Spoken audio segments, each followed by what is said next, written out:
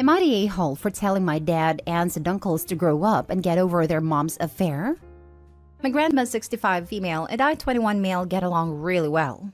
She's amazing. I love her and look up to her. That's why my perspective can be biased and need some point of views to know if I messed up. Grandma had 5 children. My dad, 43 male. My uncle Tim, 42 male. My uncle Matt, 35 male. My aunt Faith, 47 female. And my aunt Susan, 30 female, with grandpa, 66 male. Grandpa was a terrible father and a garbage husband. An alcoholic who spent all his money on liquor. Never supported grandma while she worked her butt to provide for her kids as a baker. She got tired of it and kicked him out in the 90s. She stayed as single mom and only provider. Did he pay child support? No. Did he help her buy a house for his kids? No. Did he ask for custody or try to spend time with his kids? No. He only visited once in a blue moon. Grandma and grandpa never divorced since my grandma didn't believe in it and she was always a single mother. Then my grandma started dating William, 67 male, 2 years ago, but she didn't introduce him to her kids because she was afraid of their reaction and I was the only one who knew about the affair. Grandma announced that she was moving to William's house this past July and everyone was furious and started accusing her of cheating and that she was choosing her affair partner over her own kids. She was even hesitant about moving in with William, but I encouraged her because he makes her happy and he is a nice man.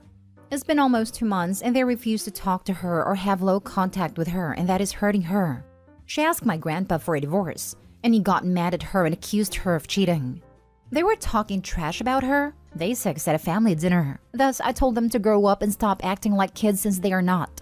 I told them that they should be happy about their mom's happiness because that woman dedicated her life to make life easier for them. And it's so unfair that they crap on her while praising my grandpa, who had girlfriends, by the way.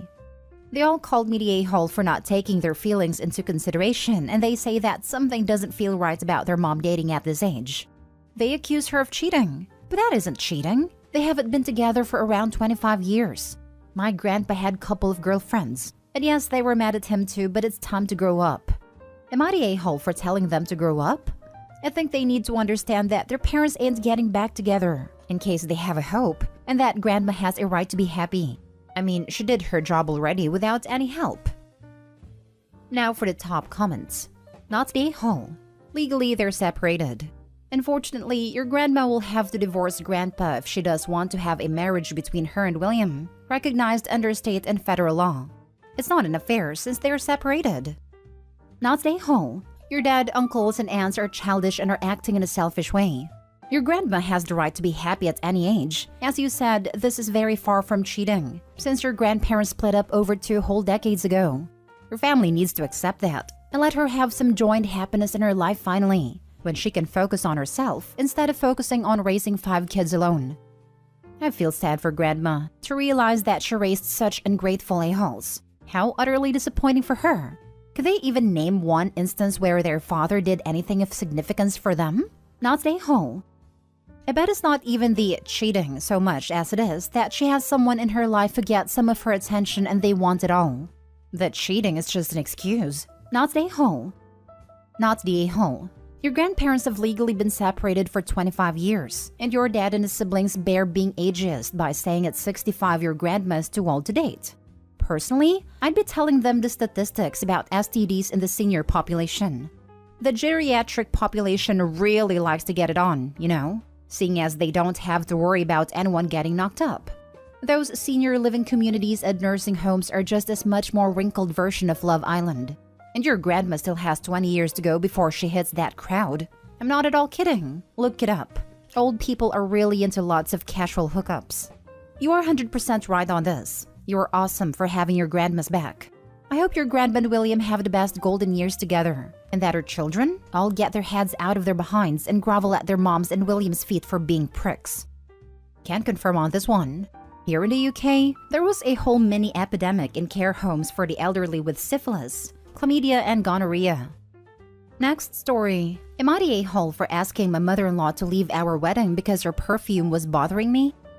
I just got married to the love of my life. I've usually got it on pretty well with my in-laws.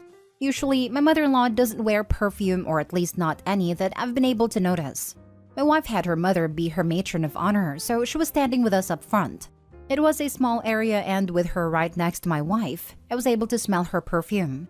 Shortly after the ceremony started, I started to get watery eyes and sniffles.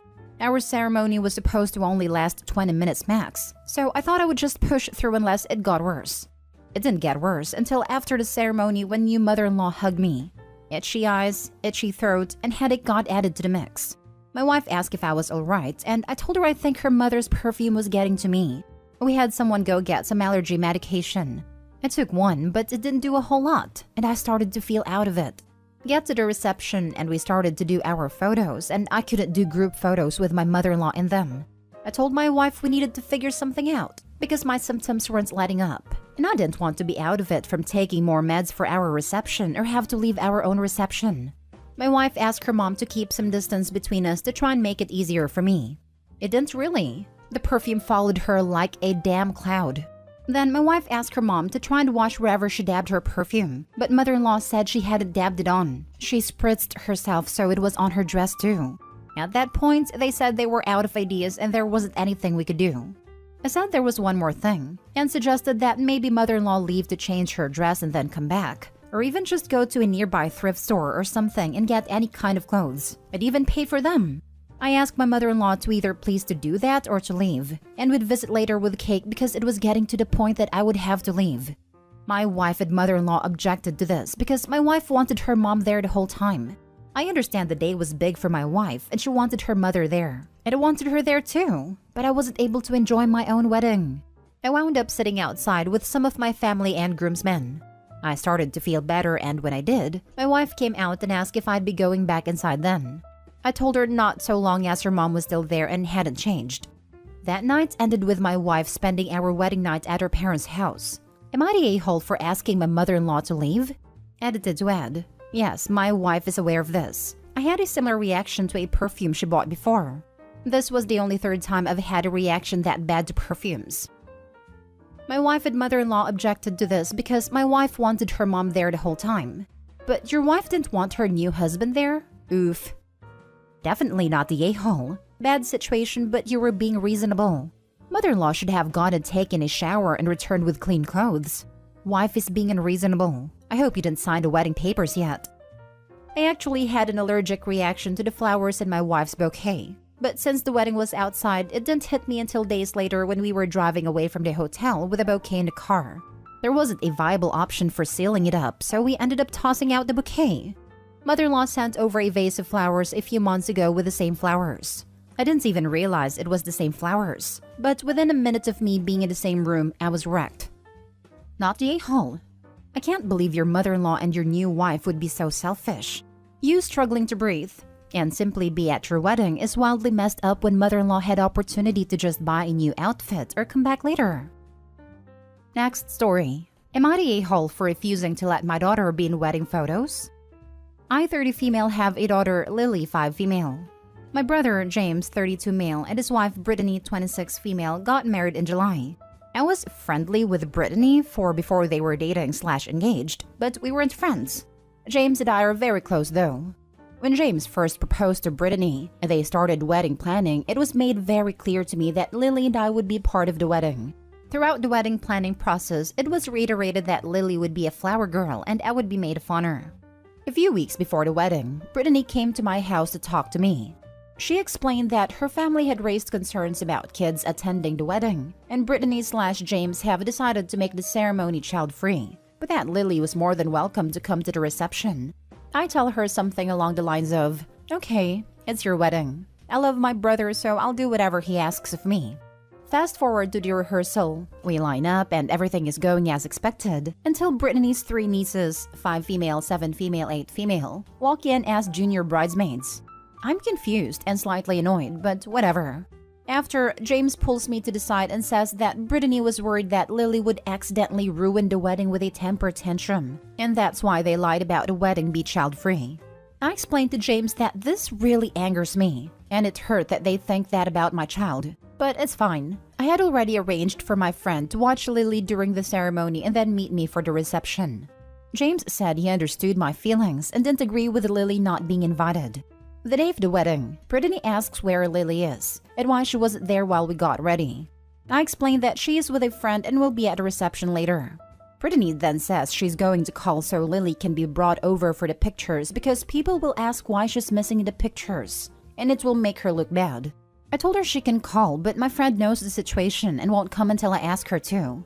Brittany called James to have him make me stop being a petty witch, but he said he knew the plan and didn't see a problem with it. She then asked what they're supposed to tell people when they look at photos, and asked where Lily is.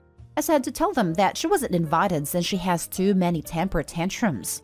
She called me a witch and said I was taking things too personally. After that, the wedding was awkward to say the least. There was a lot of drama within the wedding party that had nothing to do with the situation. James texted our family group chat with a link to the wedding photos. Now extended family has been reaching out, wanting to know why Lily isn't in any pictures and I have to explain the situation. My mom is on my side, but all my aunts/uncles said that I'm a petty a-hole. So am I the a-hole? Edited to add. 1. Does my daughter has a history of throwing temper tantrums? No, throwing temper tantrums is out of the norm for her. 2. How I was maid of honor without knowing other kids would be involved in the wedding? I was originally just a bridesmaid, but drama within the wedding party is the reason Brittany's promoted me to maid of honor. 3. Just to clarify the timeline a little bit, James and Brittany did first look/couple photos the week before the wedding. On the wedding day itself, the only picture that we took were get ready/bridal party and family photos. Now for the comments. What an absolute crap show. Not a hole.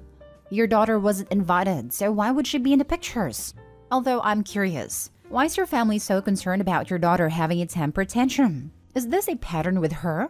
No, she doesn't throw temper tantrums on a regular basis. It's definitely not a pattern and is very out of the norm for her. Not the a-hole, whether Lily throws tantrums or not. The bride/groom made their choices clear. Who comes and doesn't is their choice, nobody else's. Lying to you about it was super trashy. No excuse for them there.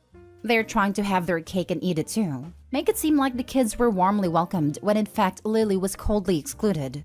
It's their wedding day and you must respect that, but that doesn't mean having your daughter become a prop for the official photos, or assisting them in misleading the family and relatives by implying Lily was invited when she wasn't. Personally, I think you've done perfectly. Just explain the situation and tell your brother you understand and forgive him for misleading you about Lily, but you understand he has bigger problems than you. And if he needs to talk to someone, you'll always be there. He probably will at some point, because it sounds like Brittany is in the middle of more problems than Lily's wedding photo. Not the a-hole. She got her wish. Lily was not at a wedding and was at a reception, which is why sometimes we have to be careful what we wish for. The photos represent things perfectly. Now for the last story. Am I the a-hole for sending the police after my ex-brother-in-law after an heirloom got lost? My ex-husband and I had a son, 11 now. 4 years ago, we divorced and he moved into the outhouse of his aging dad. Then last year, my ex died of a sudden stroke. Our marriage ended on good terms, so at the funeral, my ex-father-in-law offered us to come over and look through my ex's stuff to see if we wanted anything. He also said that we should take our time as it's not going anywhere. It took us 6 weeks to gather the strength, only to realize that most of his stuff was already gone. We asked my ex-father-in-law about it, who was as surprised as us. He explained my ex's brother was there a couple of times to check on the house and occasionally get some documents. After a lot of pressing, my ex-brother-in-law admitted that he sold or threw away most things to prepare the house to be rented out. My son and I were heartbroken. My ex-father-in-law was too, but took this as a sign to add something to his will. My son and he both were history buffs and bonded over that. My ex-father-in-law also had a small collection of historical artifacts, books, and other trinkets that was his biggest pride. And after the whole ordeal with my ex, he put in his will that my son is to inherit it. 2 weeks ago, my ex-father-in-law passed. We waited until after the funeral before we went over to get the collection. First time ex-brother-in-law told us he was in a hurry at the moment and we should come back later. The next day, he told us that he couldn't find it. Must have been lost or the old man got rid of it. Heck, for all I know, it could have been stolen. I saw red. As soon as I was back home, I called the cops and told them the story and made sure to stress my ex-brother-in-law's suspicion that it might have been stolen. They must have finally come round to investigate because yesterday I received a call from a furious ex-brother-in-law that the police were at his home.